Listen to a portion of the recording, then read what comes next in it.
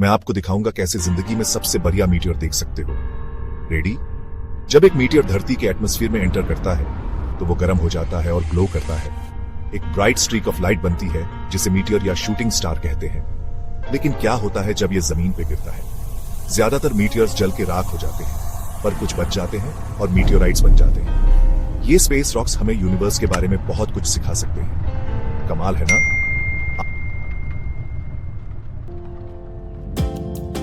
ऐसे ही एक space rock की खोज की हमारे अद्भुत प्रकृति की टीम ने, जिसकी अपडेट हम आपको बहुत जल्द देंगे।